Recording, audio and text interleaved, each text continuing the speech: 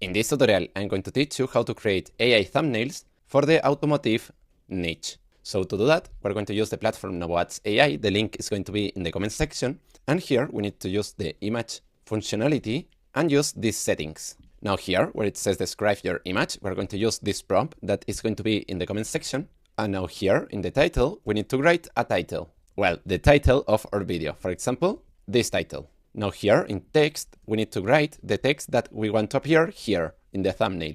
So let's put this one. And now in reference image, if you have an image of the car, I recommend you to use a reference image, but in this case, I don't have any image, so I'm going to erase the yes. So now let's click here. And now we have to wait more or less 30 seconds. Perfect, here we have the results. And as you can see, the quality of the thumbnails are really good. So if you want to try this platform, I want to tell you that you can try it for just $1. So well, see you in the next video.